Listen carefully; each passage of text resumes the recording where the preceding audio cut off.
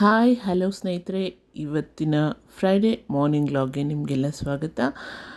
ನೋಡಿ, ನಾನು ಮಾರ್ನಿಂಗ್ ಬೇಗನೆ 5 ಗಂಟೆಗೆ ಹೇಳೋದು. ಸೊ 5:30ಗೆಲ್ಲ ನನ್ನದು ರಂಗೋಲಿ ಕೆಲಸ ಮುಗಿದೋಗಿರುತ್ತೆ. ಸೊ ನಾನು ಡೈಲಿ ಹಾಕೋದು ಹೊಸ್ತಿಲಿಗೆ ಇದೇ ರಂಗೋಲಿ, ಇದು ಬಿಟ್ಟು ಬೇರೆ ಯಾವುದೂ ಹಾಕೋದಿಲ್ಲ. ಯಾಕಂದರೆ ಲಕ್ಷ್ಮೀಪಾದ, ಸ್ವಸ್ತಿಕ, ಶಂಖ, ಚಕ್ರ ಇದೆಲ್ಲ ಇರಲೇಬೇಕು. ಮತ್ತು ಒಂದು ಸೈಡು ಜಯ ವಿಜಯ ಅಂತ ಬರೆದು ಆಕಳ ಪಾದ ಎಲ್ಲ ಹಾಕ್ತೀನಿ. ಮತ್ತು ಇದು ರಂಗೋಲಿ. ಸೊ ಮತ್ತು ಎದ್ದ ತಕ್ಷಣ ಸ್ವಲ್ಪ ಬಿಸಿನೀರು ಕುಡಿದು, ಆನಂತರ ಸ್ವಲ್ಪ ಎಕ್ಸಸೈಸ್, ಮೆಡಿಟೇಷನ್ ಎಲ್ಲ ಮಾಡಿ ಆಮೇಲೆ ಒಂದು ಲೋಟ ಹಾಲು ಕುಡಿಯೋದು ನನ್ನ ಆರೋಗ್ಯ ದೃಷ್ಟಿಯಿಂದ ಕುಡಿತಾ ಇದ್ದೀನಿ. ಹಾಗಿದ್ರೆ ಇವತ್ತು ಅವಲಕ್ಕಿ ಬಾತ್ ಮಾಡೋದು ಸಿಂಪಲ್ಲಾಗಿ. ನಾನಿವತ್ತು ಅವಲಕ್ಕಿ ಬಾತ್ ಬೆಳಗ್ಗೆ ಟಿಫನಿಗೆ ಮಾಡಿದೆ. ಸೊ ನಿಮ್ಮ ಜೊತೆ ಆ ರೆಸಿಪಿನ ಶೇರ್ ಮಾಡ್ಕೊಳ್ಳೋಣ ಅಂತ ಅಂದ್ಕೊಂಡೆ. ಸೊ ನೋಡಿ, ತುಂಬ ಸಿಂಪಲ್ ಮತ್ತು ತುಂಬ ರುಚಿಯಾಗಿರುತ್ತೆ. ಅವಲಕ್ಕಿ ತುಂಬ ಒಳ್ಳೆಯದು ಕೂಡ ಹೌದು. ಸೊ ಹಾಗಾಗಿ ಹೇಗೆ ಮಾಡೋದು ಅಂತ ನೋಡ್ಕೊಂಡು ಬರೋಣ ಬನ್ನಿ. ಒಂದು ಪಾತ್ರೆಯಲ್ಲಿ ಎಣ್ಣೆ ಕಾಯಿಸೋಕ್ಕಿಟ್ಟು ಜೀರಿಗೆ, ಸಾಸಿವೆ ಹಾಕಿ, ಕಡಲೆಬೇಳೆ, ಉದ್ದಿನಬೇಳೆ ಹಾಕಿ ಮತ್ತು ಶೇಂಗಾ ಚೆನ್ನಾಗಿ ಫ್ರೈ ಆಗಬೇಕು. ಅದು ರುಚಿ ಬರಬೇಕು. ಸುಮ್ಮನೆ ಹಾಗೆ ಹಾಕ್ಬಿಟ್ಟು ಅದ್ರ ಹಿಂದೆ ಈರುಳ್ಳಿ ಹಾಕ್ಬಿಡ್ಬೇಡಿ. ನೋಡಿ, ಈ ಥರ ಕೆಂಪಗಾದಮೇಲೆ ಈರುಳ್ಳಿನ 1-2 ಹಾಕ್ಕೊಂಡು ಚೆನ್ನಾಗಿ ಫ್ರೈ ಮಾಡ್ಕೊಳ್ಳಿ. ಅದ್ರ ಜೊತೆ ಕರಿಬೇವಿನ ಸೊಪ್ಪು ತುಂಬ ರುಚಿಯಾಗಿರುತ್ತೆ. ನಾವು ಮಾಡೋ ಎಷ್ಟೊಂದು ಜನ ಎಷ್ಟೊಂದು ರೀತಿಯಲ್ಲಿ ಅವಲಕ್ಕಿ ಒಗ್ಗರಣೆ ಮಾಡ್ತೀವಿ. ಸೊ ಇದು ಈ ರೀತಿ ಒಮ್ಮೆ ಮಾಡಿ, ತುಂಬ ಚೆನ್ನಾಗಿರುತ್ತೆ. ಇನ್ನೂ ಒಂದಿದೆ ಹುಳಿ ಅವಲಕ್ಕಿ, ಅದು ಕೂಡ ತುಂಬ ಚೆನ್ನಾಗಾಗುತ್ತೆ. ಸೊ ಇನ್ನೊಂದು ಸಾರಿ ನಿಮಗೆ ಮಾಡಿ ತೋರಿಸ್ತೀನಿ.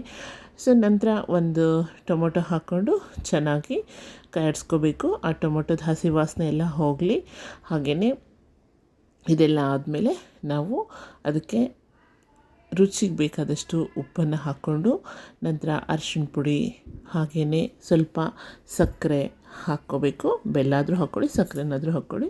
ಸೊ ಇದೆಲ್ಲ ಹಾಕ್ಕೊಂಡು ಚೆನ್ನಾಗಿ ಫ್ರೈ ಆಗಬೇಕು. ಚೆನ್ನಾಗಿ ಕರೆದ ಮೇಲೆ ಬೇಕಾದರೆ ಇದಕ್ಕೆ ಬೆಲ್ಲ ಕೂಡ ಹಾಕ್ಕೋಬೋದು ನೀವು, ಸಕ್ಕರೆ ಬದಲು. ಸೊ ಯಾವುದಾದ್ರೂ ಹಾಕ್ಕೊಳ್ಳಿ. ಕೆಲವರು ಇಷ್ಟಪಡಲ್ಲ, ಸೊ ಬಿಟ್ಟರು ಓಕೆ. ನಂತರ ಹಸಿಮೆಣ್ಸಿಕಾಯಿ ಪೇಸ್ಟು ಅಥವಾ ಹಸಿಮೆಣ್ಸಿಕಾಯಿ ಉದ್ದುದ ಹೆಚ್ಚು ಕೂಡ ಹಾಕ್ಕೋಬೋದು. ಹೀಗೆ ನಾವು ಒಗ್ಗರಣೆನ ರೆಡಿ ಮಾಡಿಕೊಂಡ್ರೆ ನೋಡಿ ಎಷ್ಟು ರುಚಿಯಾಗಿರುತ್ತೆ ಅಂದರೆ ಅವಲಕ್ಕಿ. ನಂತರ ಇದಕ್ಕೆ ನೀವು ಅವಲಕ್ಕಿನ 1-2 ಸಾರಿ ತೊಳೆದು ಹಾಕ್ಬಿಟ್ಟು ಚೆನ್ನಾಗಿ ಬಿಸಿ ಮಾಡ್ಕೊಳ್ಳಿ. ಅದು ಚೆನ್ನಾಗಿ ಹುರಿಬೇಕು. ಚೆನ್ನಾಗಿ ಕೈ ಆಡಿಸ್ಕೊಂಡ್ಮೇಲೆ ನಿಮ್ಗೆ ಎಷ್ಟು ಬೇಕೋ ಅಷ್ಟು ಅವಲಕ್ಕಿನ ಹಾಕ್ಕೊಳ್ಳಿ. ನೋಡಿ, ರೆಡಿ ಆಗುತ್ತೆ ಅವಲಕ್ಕಿ. ಬಿಸಿ ಬಿಸಿ ಅವಲಕ್ಕಿ ಮೇಲೆ ನೀವು ಕೊತ್ತಂಬರಿ ಸೊಪ್ಪು, ಬೇಕಿದ್ದರೆ ನಿಂಬೆಹಣ್ಣು ಹಾಕ್ಕೋಬೋದು, ಮತ್ತು ಕೊಬ್ಬರಿ ತುರಿ ಹಾಕ್ಕೊಂಡ್ರೆ ಅವಲಕ್ಕಿ ಬಾತ್ ರೆಡಿ ಮಾರ್ನಿಂಗ್ ಟಿಫನ್ಗೆ. ಇದನ್ನು ನೀವು ಮೊಸರು ಜೊತೆ ತಿಂದರೆ ತುಂಬ ಚೆನ್ನಾಗಿರುತ್ತೆ.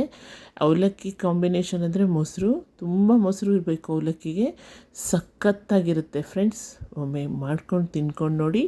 ಹಾಗೆ ನಿಮಗೆಲ್ಲ ಈ ವಿಡಿಯೋ ಇಷ್ಟ ಆಗಿದೆ ಅಂದ್ಕೊಂಡಿದ್ದೀನಿ. ಮತ್ತೊಂದು ವಿಡಿಯೋದೊಂದಿಗೆ ಸಿಗ್ತೀನಿ. ಧನ್ಯವಾದಗಳು ಸ್ನೇಹಿತರೆ.